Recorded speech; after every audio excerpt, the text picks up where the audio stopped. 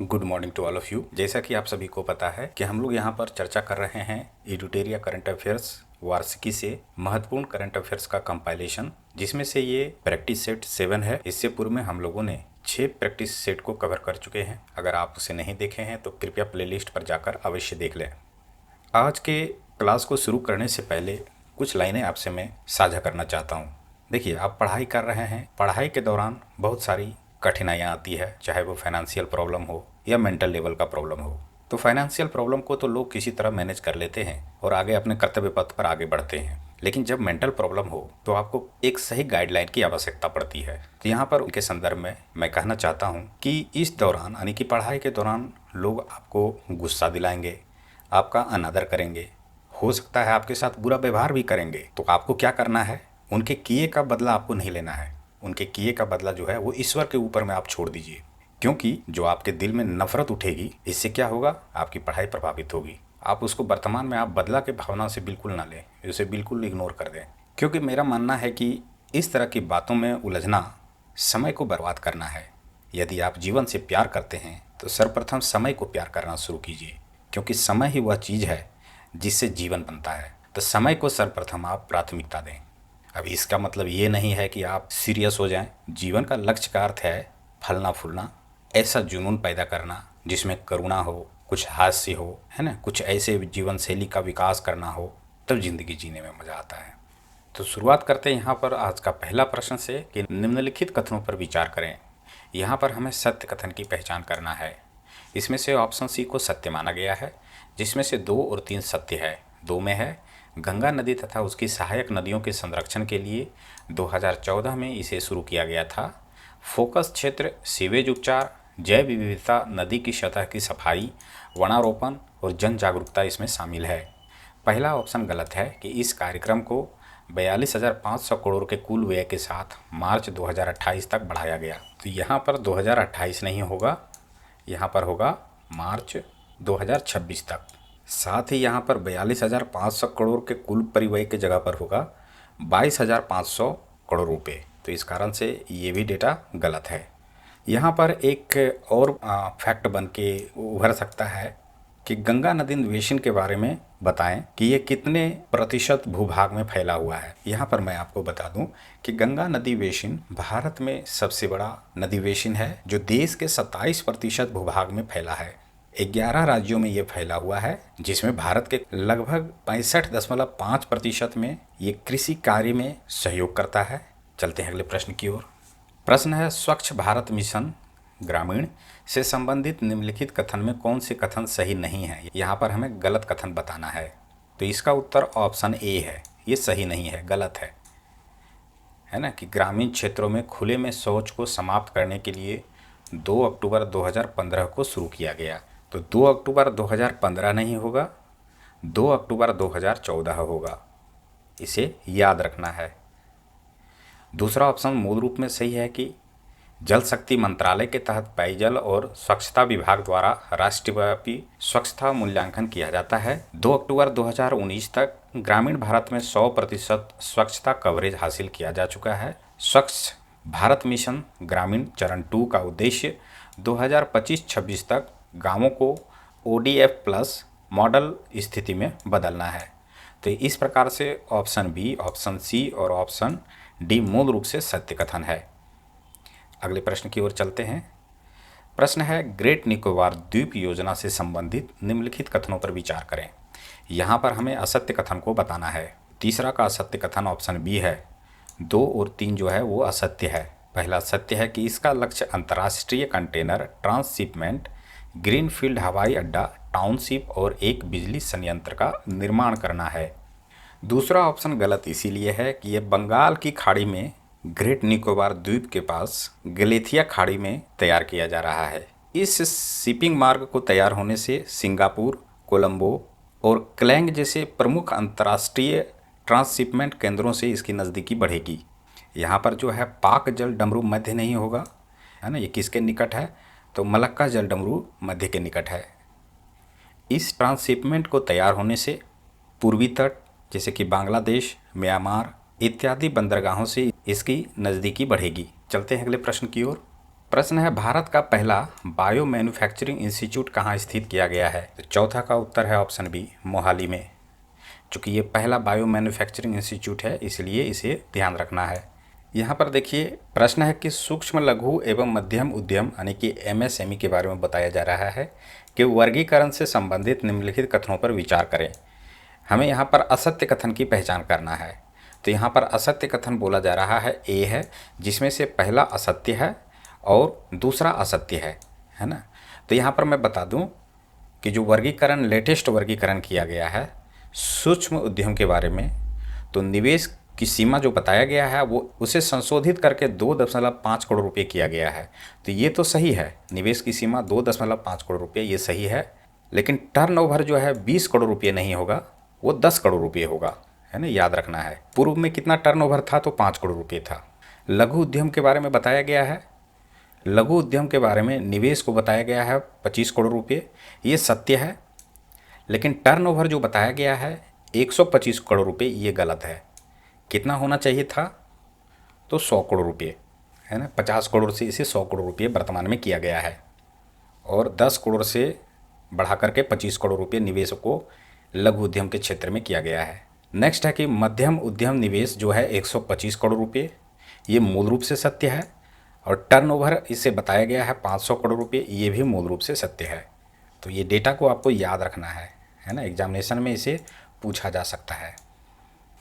प्रश्न है देश के पहले वर्ल्ड पीस सेंटर का उद्घाटन कहाँ किया गया? तो उत्तर है गुरुग्राम, यानी हरियाणा के गुरुग्राम में किया गया है। नेक्स्ट है देश का पहला राज्य जिसने हस्तलिखित बजट प्रस्तुत किया है? तो इसका उत्तर होगा छत्तीसगढ़। नेक्स्ट है भारत के क्वांटम प्रौद्योगिकी अनुसंधान से संबंधित निम्नलिखित कथनों में से कौन से कथन सही है? तो यहाँ पर ऑप्शन ए सही है कि हाल ही में रक्षा अनुसंधान एवं विकास संगठन यानी कि DRDO ने भारत की स्वदेशी क्वांटम क्षमताओं को आगे बढ़ाने के लिए क्वांटम प्रौद्योगिकी अनुसंधान केंद्र का उद्घाटन किया है। दूसरा ऑप्शन गलत क्यों है? तो इसे मैं बता दूं कि भारत सरकार ने 19 अप्रैल 2023 में इसकी स्वीकृति दी थी, है ना। 2022 नहीं होगा, 2023 होगा। पर जो बजट है वो है 6003 करोड़ रुपये 65 लाख। बाकी बात इसकी अवधि जो है 2023-24 से 2030-31 तक चलेगी, ये मूल रूप से सत्य है। चलते हैं अगले प्रश्न की ओर। प्रश्न है कि किस देश की महिला ने लेट्स स्टडी नामक अभियान शुरू किया है? तो इसका उत्तर है ऑप्शन सी, अफगानिस्तान। अगला प्रश्न है कि भारत की GDP ग्रोथ रेट से संबंधित निम्नलिखित कथनों पर विचार करें। यहाँ पर कथन एक है कि भारत वास्तविक GDP यानी कि रियल GDP के आधार पर दुनिया की चौथी सबसे बड़ी अर्थव्यवस्था बन गई है। कथन 2 है IMF के अनुसार भारत 2028 तक दुनिया की तीसरी सबसे बड़ी अर्थव्यवस्था बन जाएगा। तो यहाँ पर बताना है कौन से कथन सही हैं। तो यहाँ पर सिर्फ 2 को सत्य माना गया है। IMF का जो कथन है कि 2028 तक दुनिया की तीसरी सबसे बड़ी अर्थव्यवस्था भारत बन जाएगा, ये सत्य है। तो याद रखना है पहला ऑप्शन गलत क्यों है। यहाँ पर रियल GDP के आधार पर नहीं होगा, बल्कि नॉमिनल GDP के आधार पर भारत बना है, नॉमिनल GDP होगा। किसे पछाड़कर भारत चौथी सबसे बड़ी अर्थव्यवस्था बना है? तो जापान को पीछे छोड़कर। अगर आंकड़े की बात करें तो अंतर्राष्ट्रीय मुद्रा कोष ने यानी कि IMF ने अप्रैल 2025 के विश्व आर्थिक परिदृश्य यानी कि वर्ल्ड इकोनॉमिक आउटलुक में बताया कि भारत की नॉमिनल GDP 4.19 ट्रिलियन अमेरिकी डॉलर है, जबकि जापान की GDP जो है वो 4.18 ट्रिलियन अमेरिकी डॉलर है। तो इस कारण से जापान को मामूली रूप से पछाड़कर भारत चौथी सबसे बड़ी अर्थव्यवस्था बनी है। तो डेटा को हमेशा याद रखना है। अगला है किस देश की पहली महिला राष्ट्रपति नेतुम्बो नंदी नंदेतवाह बनी? तो इसका उत्तर ऑप्शन बी होगा, नामीबिया की ये है। ये पहली महिला राष्ट्रपति बनी है नामीबिया की। यहाँ पर प्रश्न है कि केंद्र सरकार ने चंद्रयान 5 मिशन को मंजूरी दे दी है, इस संबंध में निम्नलिखित कथनों पर विचार करें। तो यहाँ पर हमें सत्य कथन को बताना है। इसमें से ऑप्शन सी को सत्य माना गया है कि इस मिशन में 250 किलो का रोवर ले जाने की तैयारी है। भारत और जापान ने संयुक्त रूप से चंद्रयान 5, जिसे लूपेक्स मिशन नाम दिया गया है, इस मिशन की योजना बनाई है। तीसरा है कि इसका उद्देश्य चंद्रमा के सतह और उपसतह का अध्ययन कर चंद्रमा पर पानी और बर्फ के भंडार का पता लगाना है। तो इस तरह से ये तीनों ऑप्शन जो है वो सत्य है। अगर पूछ दे कि लूपेक्स का फुल फॉर्म क्या है तो होगा लूनर पोलर एक्सप्लोरेशन मिशन। प्रश्न है कि स्पेस एक्स ड्रैगन अंतरिक्ष यान से लौटने वाले अंतरिक्ष यात्री इनमें से कौन है? तो इसका उत्तर ऑप्शन सी है। पहला तो सुनीता विलियम्स है, इसके बारे में सभी को ही जानते हैं। दूसरा वुल रिचर्ड्स है। तीसरा है निक हेग, है ना। इस कारण से 1, 2, 3 तीनों सत्य है। चौथा गलत है। सुनीता विलियम्स के साथ 3 और अंतरिक्ष यात्री थे, तो यहाँ पर अलग शेफर्ड नहीं था, अलेक्जेंडर गुर्बिनोव था, है ना। तो आपको यहाँ पर नाम को याद रखना है, अलेक्जेंडर गुर्बिनोव होगा। यहाँ पर बता दूं कि सुनीता विलियम्स और बूच विलमोर ने 5 जून 2024 को आईएसएस के लिए उड़ान भरी थी, है ना, लेकिन तकनीकी खराबी के कारण उनकी वापसी में देरी हुई थी। यहाँ पर बता दूं कि सुनीता विलियम्स और उनके साथियों ने आईएसएस पर 286 दिन बिताए और 150 से अधिक वैज्ञानिक प्रयोग किए। तो यहाँ पर दिन के बारे में भी पूछा जा सकता है, तो 286 दिन आपको याद रखना है। अब वापस में इसका जो स्पेस कैप्सूल है वो कहाँ उतरा? तो अमेरिका के फ्लोरिडा के पास समुद्र में। चलते हैं अगले प्रश्न की ओर। प्रश्न है मशहूर मूर्तिकार राम सुतार से संबंधित निम्नलिखित कथनों पर विचार करें। यहाँ पर हमें असत्य कथन की पहचान करना है। तो इसका उत्तर ऑप्शन डी है, इनमें से कोई नहीं, यानी कि सभी कथन सत्य हैं। पहला है कि उन्हें हाल ही में महाराष्ट्र भूषण पुरस्कार से सम्मानित किया गया। राम सुतार ने गुजरात में प्रतिष्ठित स्टैचू ऑफ यूनिटी को डिजाइन किया। राम सुतार 100 वर्ष के भारतीय मूर्तिकार हैं। ये तीनों ऑप्शन सत्य है। चलते हैं अगले प्रश्न की ओर। प्रश्न है विश्व वायु गुणवत्ता रिपोर्ट 2024 से संबंधित निम्नलिखित कथनों पर विचार करें। तो इसका उत्तर ऑप्शन सी है। यहाँ पर असत्य कथन की हमें पहचान करना है। तो 1, 2 और 3 जो है वो असत्य है ना। पहला असत्य है, दूसरा असत्य है और तीसरा असत्य है। मेघालय का बर्नीहाट दुनिया का सबसे प्रदूषित शहर घोषित किया गया, है ना। ये ऑप्शन जो है वो सत्य है। सर्वप्रथम यहाँ पर बता दूं, भारत का स्थान चौथा नहीं होगा, 5वां होगा। भारत वर्ष 2024 में 5वां सबसे प्रदूषित देश है। अगर 2023 की बात करें तो 2023 में भारत का स्थान तीसरा था। पहला कथन गलत होने का कारण है कि यहाँ पर चाड नहीं होगा, बांग्लादेश होगा। यहाँ पर ढाका विश्व की सबसे प्रदूषित राजधानी नहीं, बल्कि हमारा अपना प्यारा भारतवर्ष से दिल्ली होगा, है ना। दिल्ली सबसे प्रदूषित राजधानी है।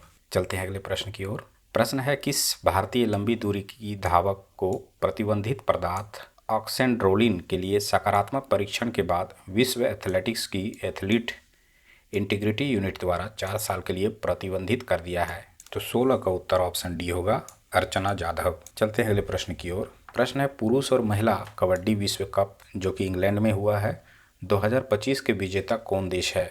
तो इसका उत्तर है ऑप्शन बी, भारत।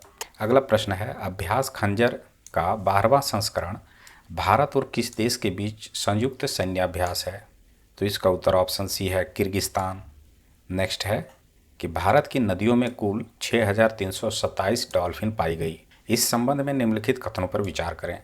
यहाँ पर सत्य कथन कौन सा नहीं है ये बताना है, यानी कि असत्य कथन की पहचान करना है।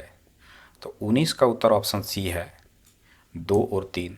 यह राष्ट्रीय वन्यजीव संस्थान द्वारा देश की पहली नदी डॉल्फिन संख्या की अनुमानित रिपोर्ट है। ये जो है मूल रूप से सत्य कथन है। सबसे ज़्यादा संख्या बिहार में है, ये गलत है। सबसे ज़्यादा संख्या यूपी में था, उत्तर प्रदेश में, और दूसरी सबसे ज़्यादा संख्या बिहार में था। इस कारण से ये ऑप्शन गलत है। चलते हैं अगले प्रश्न की ओर। प्रश्न है कि महिलाओं और बच्चों की सुरक्षा बढ़ाने के लिए प्रोजेक्ट हिफाजत की शुरुआत किस राज्य या केंद्र शासित प्रदेश द्वारा की गई है? तो 31 का उत्तर सी है, पंजाब के द्वारा।